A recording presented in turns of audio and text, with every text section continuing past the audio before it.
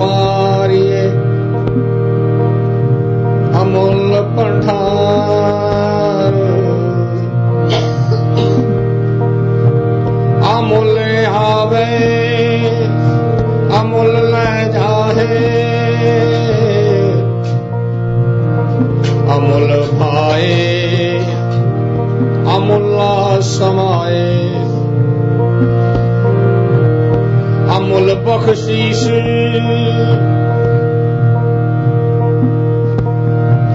ਅਮੁੱਲ ਧਰਮ ਅਮੁੱਲ ਦੀਵਾਨ ਅਮੁੱਲ ਤੁਲ ਅਮੁੱਲ ਪਰਵਾਨ ਅਮੁੱਲ ਬਖਸ਼ੀਸ਼ ਅਮੁੱਲ ਨਿਸ਼ਾਨ ਅਮੁੱਲ ਕਰਮ ਅਮੁੱਲ ਫਰਮਾਨ ਅਮੁੱਲੋ ਮੁੱਲ ਆਖਿਆ ਨਾ ਜਾਏ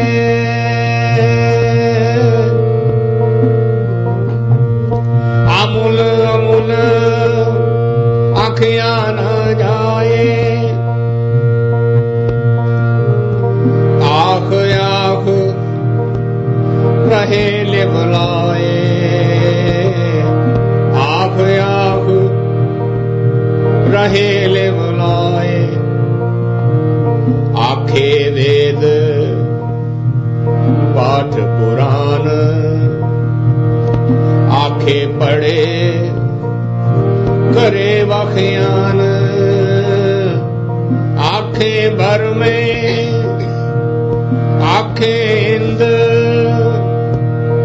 ਆਖੇ ਗੋਪੀ ਤੈ ਗੋਵਿੰਦ ਆਖੇ ਈਸ਼ਰ ਆਖੇ ਸਿੱਧ ਆਖੇ ਕੀਤੇ ਕੀਤੇ ਬੁੱਧ ਆਖੇ ਦਾਨਵ ਆਖੇ ਦੇਵ ਆਖੇ ਸੁਰ ਨਰ ਮੁਨ ਜਨ ਸੇਵ ਕੀਤੇ ਆਖੇ ਆਖਣ ਪਾਹੇ ਕੀਤੇ ਕਹਿ ਕੇ ਉੱਠ ਉੱਠ ਜਾਹੇ ਏਤੇ ਕੀਤੇ ਹੋਰ ਕਰੇ ਤਾਂ ਆਖ ਨ ਸਕੇ ਕਈ ਕੇ ਜੇ ਵਡ ਭਾਵੈ ਤੇ ਵਡ ਹੋਏ ਆਪੇ ਜਾਣੇ ਸਾਚਾ ਸੋਏ ਜੇ ਕੋ ਆਖੇ ਬੋਲ ਵਿਗਾੜ ਤਾਂ ਲਿਖੀਏ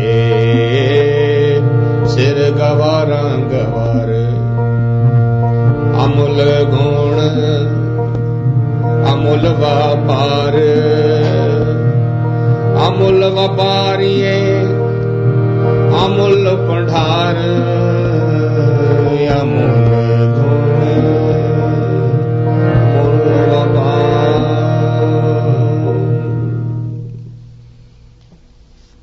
In the 25th stanza, Gurvani indicated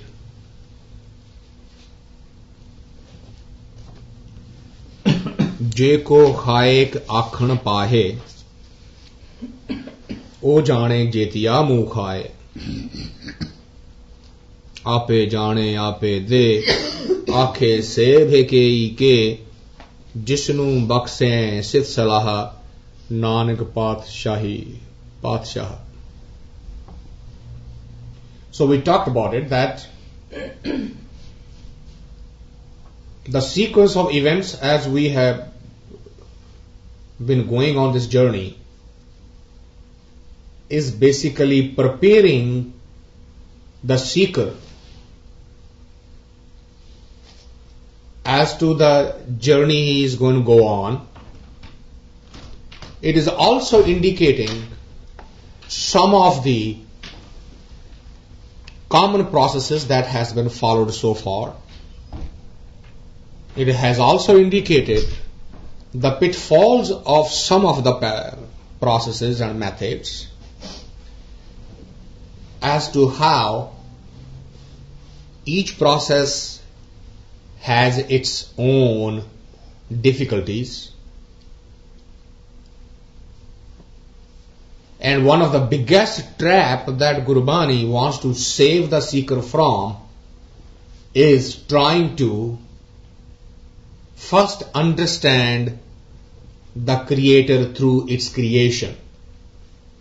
So let us analyze the creation, because the Creator is manifested in the creation. So since the creation is visible and we can easily deal with it, why not go deeper into the creation and thereby trying to understand the Creator? And Gurbani indicated to us and said that's a big trap, because that's a also play of the ego. Jeko Hayek means the one who is arrogant, not informed enough, and if he goes on this method, on this process, and try to understand the creation, it has been proven over the history of the human race that every attempt has failed miserably. जे को खाए आखन पाए ओ जाने जेतिया मुंह खाए, meaning he falls on his own face and never gets to. Why is that? Why it is so? And Gurbani says, let me give you some hint. Why is it so? Why this attempt is always a failure? And the next stanza starts. And it starts with the word amul. Now amul, because there is a a in front of the mul. Mul means the value. Amul means which has no value. So let's first understand why it started with the word amul. Because it has a direct link with the earlier thought.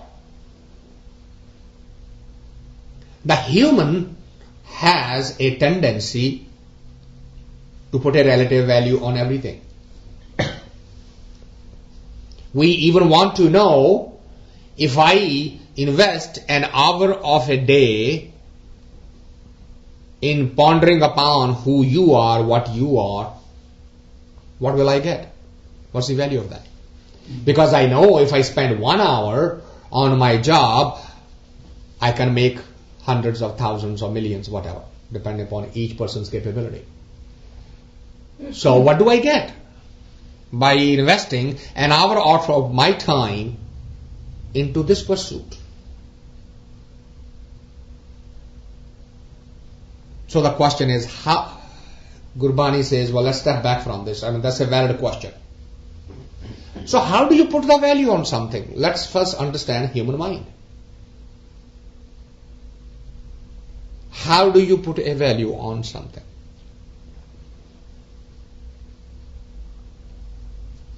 If a stone which is a carbon based, a charcoal which is a pure carbon, what is its value? How did you determine its value? So, well, it's nothing. Not even a quarter of a penny. Oh, okay, I take the same charcoal and put it under extreme temperature and pressure, and it converts itself into a diamond. It is still pure carbon. Now what is the value? And how did you determine that? If the charcoal in your mind has no value,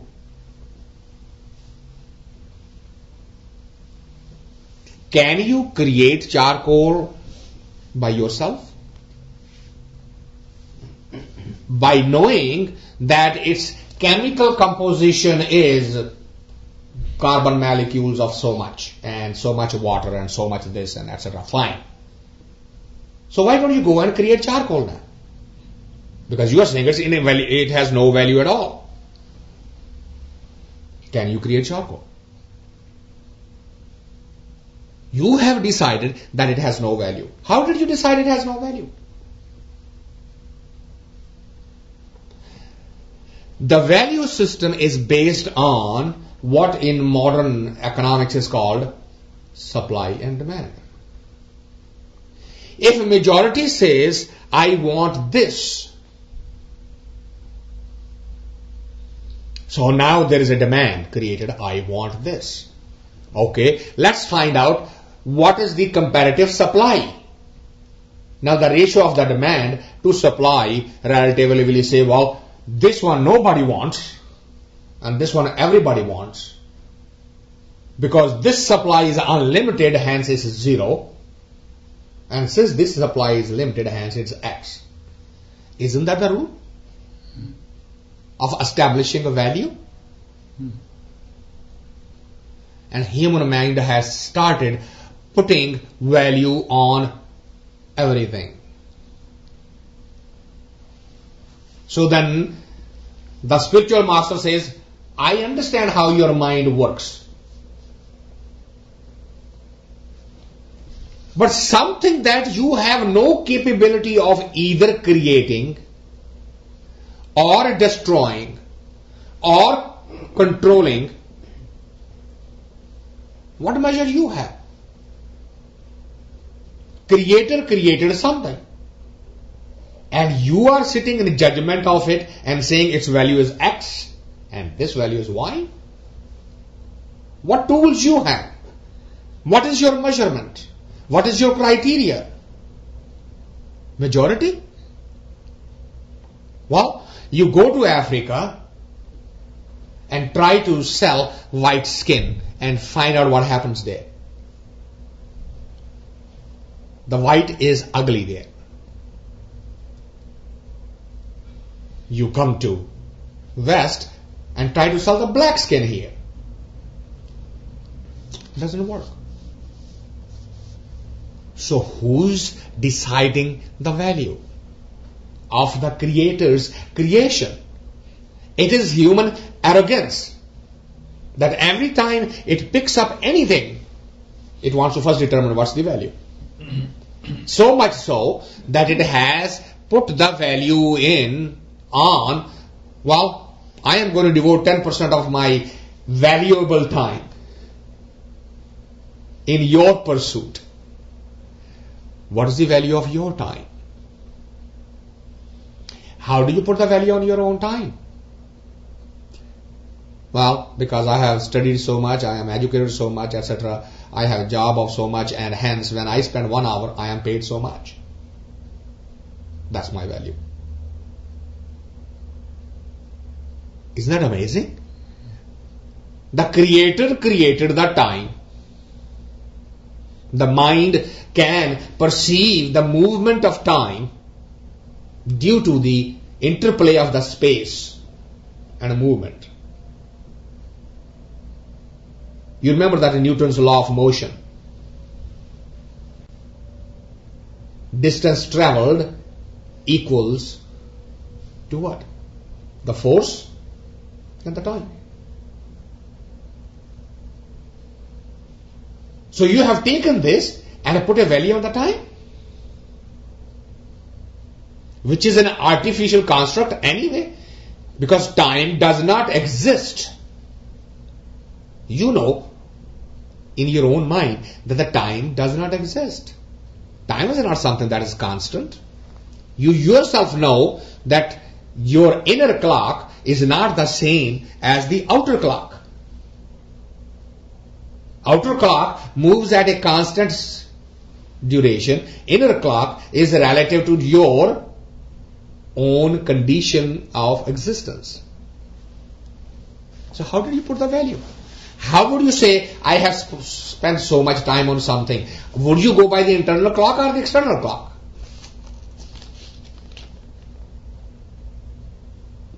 There's a beautiful parable in Arabian Nights that a king was traveling. He had his tent outside and a Sufi fakir walked by that tent and came into to watch the king sitting and all kinds of entertainment going on. So the king stopped all the entertainment and called the mystic and said, "Give us some word of wisdom to all of us." And he said, "I'm very thirsty. Could you please get me a glass of water?" His servants brought a glass of water, and before drinking it, he says, "O king, in this desert, when you are dying of thirst, and I have the only glass of water, what would you pay?" And he says, "Whatever you ask." So what does it mean? Well, I'm willing to give my kingdom. So, well, what if I don't give you the glass then? Well, I offer you myself as a slave. So what if I don't give you then? So what else I can do? I have given you my kingdom. I have given you myself. What else I can do? And he says, "What will happen if I don't give you the glass?" He said, "Well, I will die." And I say, "Is that how you price the life? With your kingdom? Can you value a life with money?" And now he says, "Well, this riddle I cannot solve. Of course, life seems to be more valuable, but that's all I have." He says, "No. You express your gratitude to the Creator who has created this glass of water for that moment. That's all you can really do. You cannot value it. Don't try to put the price in dollar and cents on the life. Life cannot be valued. You just thank that He has sent me to you at that critical moment." Think about it. When somebody does a favor to us at a critical juncture of our life, how do we value that? Well, I was going to go bankrupt and my friend came and gave me the money and saved me from the bankruptcy. And so when the time comes, I will return him that much money. Does it mean you have now paid off the debt? Is that the value? What is the value of the respect and the dignity that would go away with the event taking place? How do you value that? And that's what Gurbani is alerting us. He say the human mind is trapped into always putting a value on everything, not knowing that this is a consensus of the multitude. That's not the real value. That charcoal is not invaluable. It's not a zero value. And this diamond is not worth gazillions. It's only because relatively you understand it. The one who doesn't understand, one who doesn't care. I shared that example with you once. It bears repeating here. That a potter who was just coming back his home after selling his pots found a shining stone on the way. He picked it up and he was playing like this while he's walking. His animal is walking in front of him. He's encouraging him to walk faster while he's playing with the stone. And then he thinks about, well, I may not lose again. So what he does, he takes that stone and tie it with a rope in the neck of that animal. Somebody comes around and looks at that stone tied in the neck and say, would you sell that stone to me? He said, of course. How much do you want? He says, $1. He says, would you take 50 cents for it? Oh, come on. You are in a mood to bargain. I'm not in a mood to bargain. If you don't want it, go away. The children will play with this stone. It looks good. So he thought, well, okay, this guy is stubborn. So let him give the chance to think about it. I'll make a round of the block and catch him on the next block. So now, he makes a round of the block, catches him on the next block, and he finds that the stone is gone. He asks him again, what did you do with the stone? He says, you see that guy? Yeah, but he got it. For how much? $5. Oh, you stupid fellow. That was worth millions. And you sold for $5? Yeah. Have you any idea how much you have lost? And he stops his animal and looks square in his eyes. He said, well, I have made $5. Who really lost? For 50 cents. Who really lost? Did I lose? I have no clue what you're talking about. I made $5. Because I asked him $1, he went into his pocket and he said, I don't have a change, here is a $5, keep the change. And he walked away. How do you put the value? What was the value of that stone to this potter? And what was the value of that stone to that Johari? How do you determine the value of anything in this life? And the tragedy is that the human mind wants to put the value of the time and say, if I invest time in your meditation for 1 hour, what am I getting for it? Because I know if I spend the same 1 hour into this work, I achieve this much. And Gurbani goes on to alert. He says, everything and anything that is created by that creator is amal. You cannot put a value.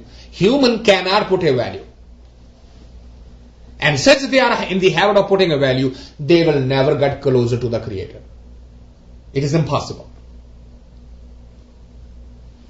Because when we say that flower is valuable, but the thorn next to it is absolutely useless.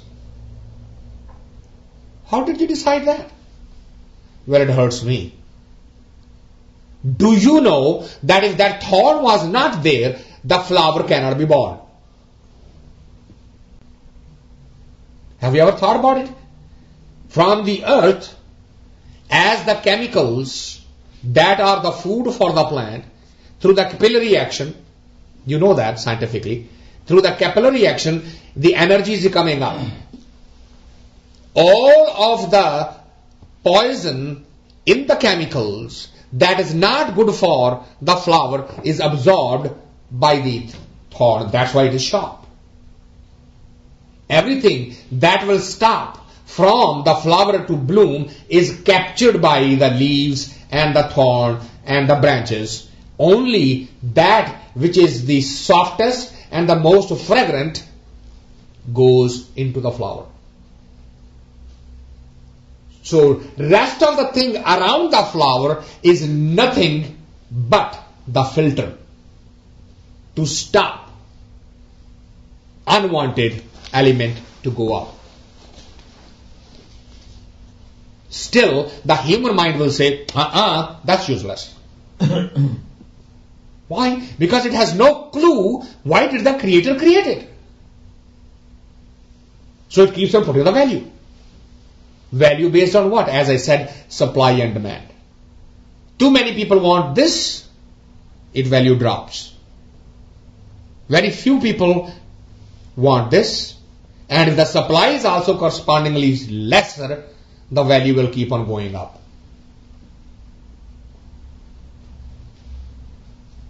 There are people on this earth, for them, gold is absolutely useless. They prefer silver. They prefer iron. But you go to India, we had a saying that every Gujarati has a brick of gold in his dhoti. Literally. And the people do that when they go out. They carry the valuable in their belt. Why? Because the value, relatively speaking. For an Indian lady, a golden ornament is absolutely invaluable. You are going to see the Oscars, the most fashionable show on earth. Find one actress who's wearing gold. Show me one. It's useless for them. And Gurbani says, if you are on the path and if you are a true seeker, first accept the fact that anything and everything is what? Amal. No value. You cannot put any value on the Creator's creation. And this whole stanza hammers that thought. Like as if I am so intoxicated with that. This list is a long list, and as if the Gurbani is absolutely drunk and it's a poetry.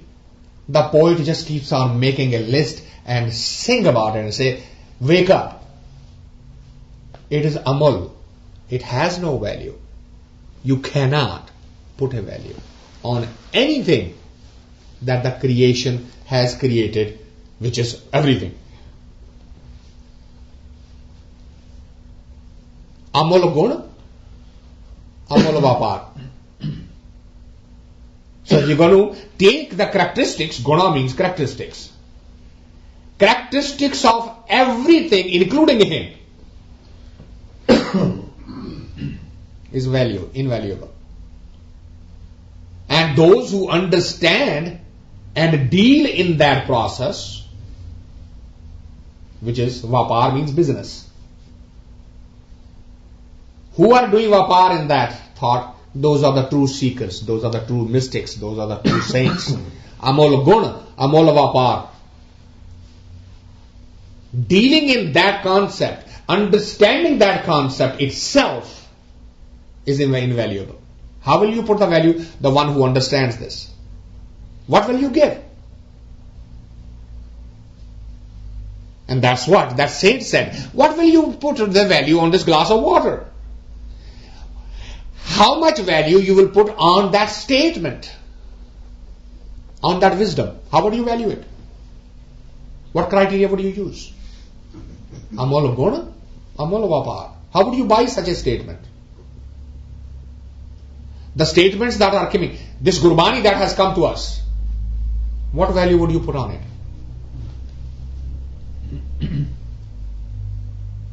I remember I went through quite a struggle about 10 years when the Gurbani, when this text was being put in onto a CD. Once the CD was ready, I got so much resistance from everybody who was aware of it and working with me to say, don't give it away. You have put in so much labor, so much effort, and the people will just take it and put it on their shelves. They will not value it. Put some value on it. I said, what value should we put on? Well, it's a CD, at least about $99 or $69 or $79 per CD. And when I asked the question, what value, how much money, when Guru Arjan compiled it and presented it to the Sikh community, what did you guys give him? How much did he ask for? When Guru Granth was compiled in the final form by Guru Gobind Singh, did he ask anybody that here is this Granth? And it took him about 3 years to compile it. Did he ask for anything? So if the source is not asking for anything, how dare we put a value on it? Oh, well, wait a minute, there is a material on this and there is this and it's going to cost you to cut the CDs and this. It is a tragedy with Sikhism that the Guru Granth, the bead, is actually sold. And actually I confronted one of the businessmen on that topic. I was talking to that publisher and I said, if I take this and you take the money from me, does it belong to me or to you? And he didn't really understand where I was going with it. He said, it belongs to you. So I can do whatever I want to with it, right? You should not have any objection to that then. And suddenly he woke up. No, you cannot disrespect it. So why not? I own it. What right you have to stop me from whatever I want to do with it? I own it. You charge the money. This is something that you called is your guru. You literally sold it. And you expect me to worship it? Why didn't you worship it? Why are you selling it? Does anybody sell something that is for worshipping? Oh, you are talking philosophy, this is business, how would we make living? And I told him, I said, travel around the world and go into every hotel room and look it into the drawer of every hotel room and you will find a Bible distributed by Gideons. And on the cover it is written, complimentary copy, please take it.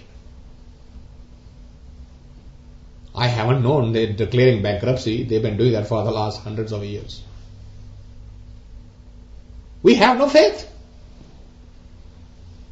There's nothing about the religion or spirituality that we are willing to do without putting a value. I've been critiqued for this session. No. Why don't you charge? Charge what? How would I put value on this? How do I do that? Can somebody help me with that? Oh, you just need to change your dress. Just put your beard along and put a white dress. You don't need to ask for anybody. People will just give. What nonsense. We are in a hurry to put a value on everything that is even to do with the Creator. I went to India. I found a shoe store. I want to buy shoes because that's the only thing I buy in India. And I found the name Guru Ramdas Shoe Store. You nuts? Guru Ramdas is selling shoes now? It's amazing. A butcher who's selling meat, he has a name. Nanak Meat Shop.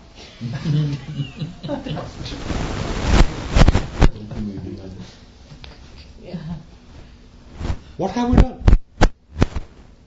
You go to the temples, you go to the gurdwaras now, and you will find before you enter there, somebody has displayed the books, somebody has displayed the CDs, somebody has displayed the t-shirts with the logos on, somebody has put newspapers in front of it. Isn't that what happened to Jesus when he went to Jerusalem for the first time? What did he see? He saw the money changers sitting. Their idea was these people who are visitors from all over the world, they come with different currencies. So we convert it into the currency of that time and charge commission.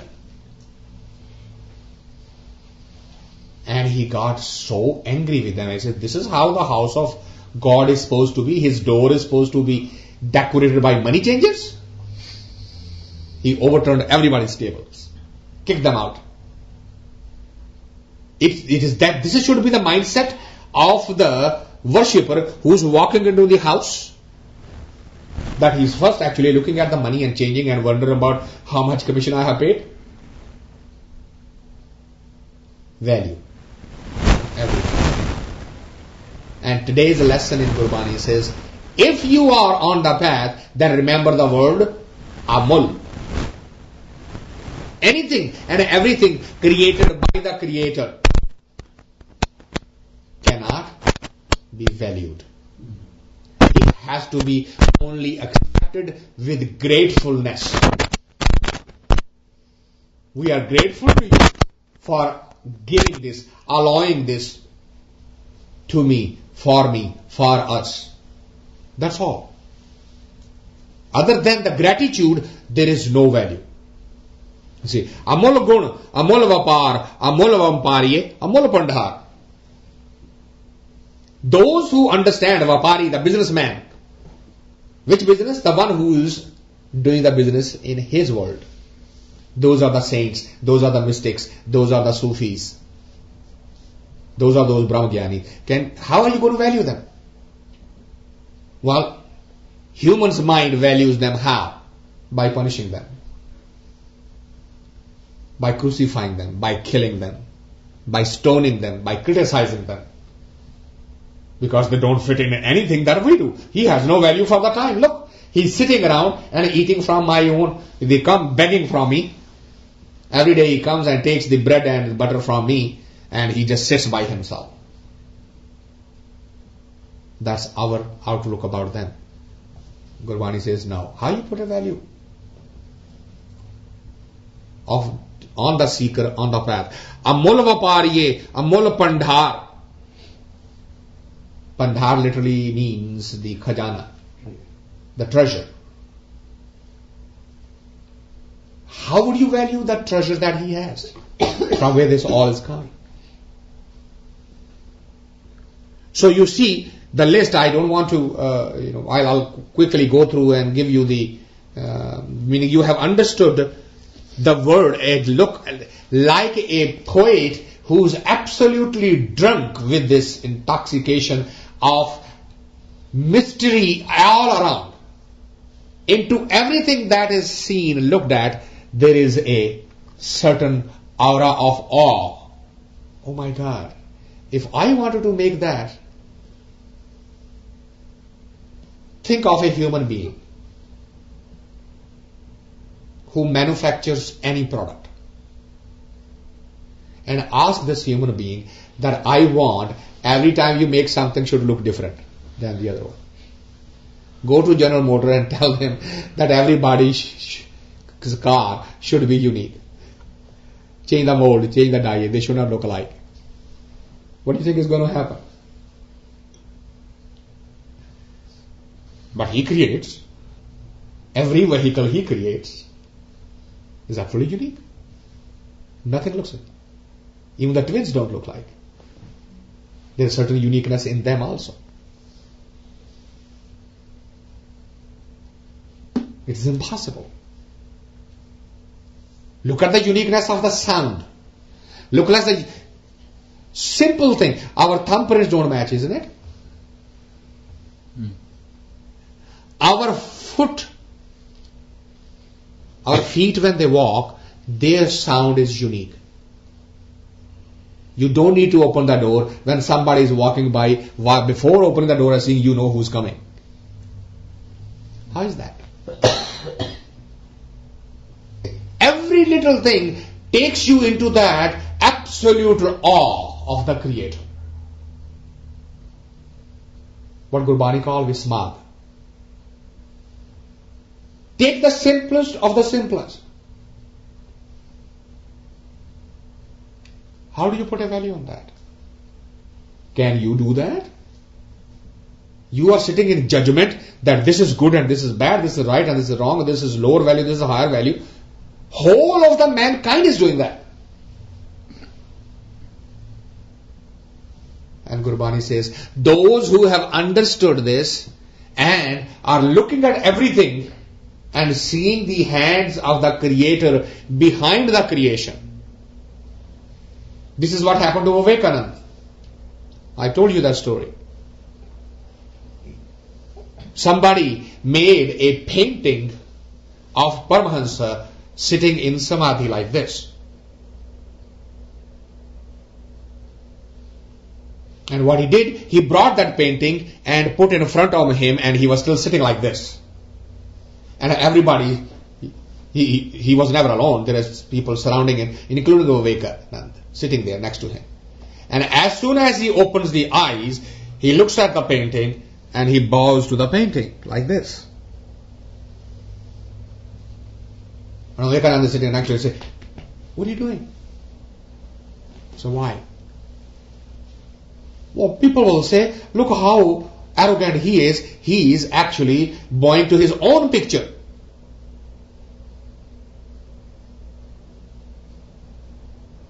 And he said, so long as you understand that, if this is your understanding, I forbid you to tell anybody that you are my disciple. You only see the paper? You didn't see the hand who drew the paper? You did not see the energy behind the hand that could draw these curves? If you cannot see the energy behind the hand which takes that brush and paints it like this, don't dare to go tell anybody that you are my disciple. I don't want you. Don't need you. This is not my message. That was the first true mystical lesson to Vivekananda from Paramahansa. That your eyes stop at the paper and the paint. See beyond. So those mystics, those seekers who are developing that and who are constantly reminding themselves the Creator behind the creation. So now let me ask you a question. If you can see the Creator behind every creation, with whom will you fight? With whom will you argue? How would you want to prove the point? I am right, you are wrong, if there is a God in that one. How would you ever be able to say that? How will you ever be able to say, you don't understand me at all? God doesn't understand you. He went into the meditative states with that word, and Zenism has made this into the meditative technique. When a new seeker comes in, they basically says, go sit over there and ask yourself who you are. Who am I? Just ask that question. And any answer that comes from within, it doesn't matter what, just say Neti. Ye bhi nahi hai. Because the answers are coming from your intellect. Just keep on rejecting every answer that's coming. And keep on asking, who am I? Who am I? So what will happen? Neti, Neti, Neti, Neti. Certainly you are in meditation. The questioner dies. The answer never comes.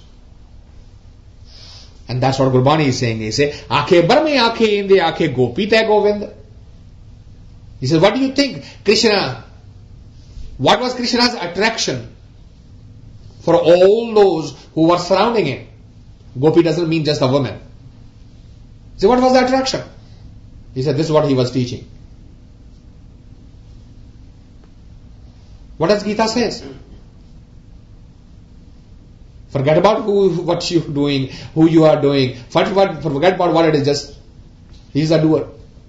Leave it to him. Remember that. Give it to him. Gape gopi te gobind aake isare aake siddh. Aake kete kite buddh. He says, all those who achieved to Buddhahood, they eventually went into this by meditating on his name. Aake danav, aake dev, aake sur nar mun jan sev. Eventually, whether you belong to the negative energy, which is danav, whether you belong to the positive energy, which is dev, aake danav, aake dev. There's only one path to get into him. They all follow the same path. Once they understand, everyone has to follow the same path. Aake danav, aake dev, aake sur nar mun jan sev. All Rishi, Muni, all the seekers have gone through this path. And kete aake aakhan paaye, kete keh keh ud jaye. He says there are countless who are onto that path. They come and they go, because it's not necessary that in one lifetime you will finish this task. People move on to the next dimension, come back, keep on repeating into it. He says life moves on, but it moves on with this understanding, which is what? Amul. Kete आखी आखण पाए केते कह कह उठ जाए एते कीते होर करे. This is even from the inception of the creation. As much creation has been done, created, if he was to do again exactly double it up, ete kite hor kare. If he does exactly say, if there were 5 billion and there are 5 billion more to come, if there are millions and millions of planets and he creates millions and millions more planets, he says this law would not change. Ete kite hor kare ta aakh na sake ke. Nobody is going to be able to change this law. Why? Because that is how the quality of the creation is. And in conclusions of this stanza, Gurbani says, Jevad bhava, tevad hoy. As is his will, as it is happening, so it is done. Unless until you surrender to this thought process,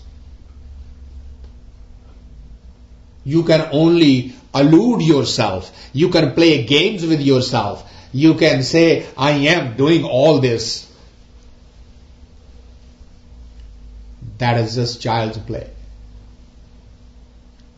Jevad pave, tevad hoye, nanak jane sacha soye. And this drama, this leela, this play is only known to the one who created this. The secret of this will not be known to the human. And some young blood sitting over there would ask you right away and say, well, wait a minute. Only few years ago, we had no clue what a moon is, and we were worshipping moon. Now we walk on the moon. So don't you think that someday we'll be able to know where it is? It has taken only 2000 years for the human consciousness to do that much research. Don't you think another 2000 years maybe we will know it?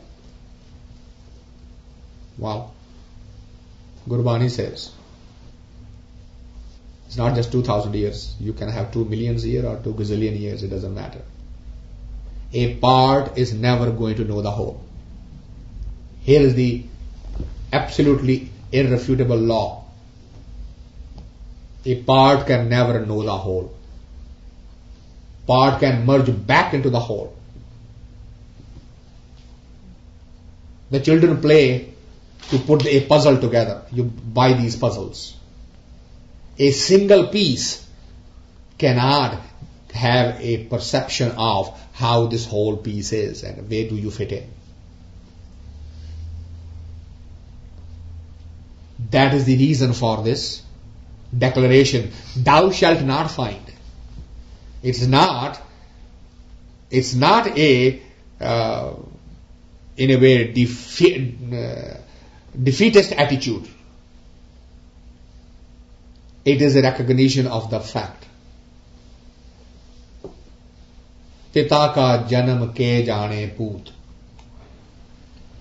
A son can never ever find out the exact conditions of the birth of his father,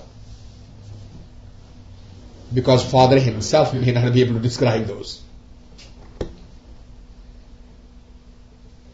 which is what is about the Creator. We have talked about this. If you ask the Creator how big you are, he cannot really tell you. He just cannot. Why? Because he's not done. It's a continuous process.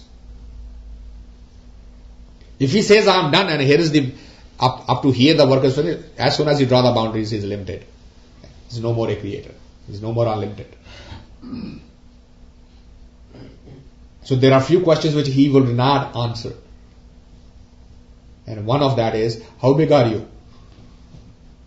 How great are you? He won't be able to answer that. He will basically say, I'm not done yet. It's continuing. And what are you doing? It depends on that moment. There is no past, there is no future on that moment. So what is that moment? He says, Jevod bhave tevod hoye, nanak jane sacha soye. He is the only one who would know this. That at this moment, in space and time, this is what is happening. That's it. And anybody who dares to say otherwise, Je ko aakhe bol vagad. If somebody tries to become smart aleck in this drama, then what happens? Kehte taan likhiye sir gawara gawar. Then he is the king of the foolish. Anjan, anari, gawar means uninformed. Gawar literally means uninformed. Sire means the highest. Then he is the leaders of the uninformed. And if you choose to stay that way, you certainly can. And the attempt continues going on. So, as you can see how the 25th linked into the 26th, and it brought us to that stage. And in the summary or in the conclusion, it is saying, look at your habit of constantly taking everything and putting a value. Anything and everything. Watch that habit inside you. Watch that tendency to value. Value relationships, value work, value time, value body, value anything. As soon as the mind says, what is the value? Remember, it is his creation. There is no way to put a value on it. So, with that we will conclude today's talk. We just finished the 26th, and next time we meet we'll be talking about the 27th, which is quite a long stanza.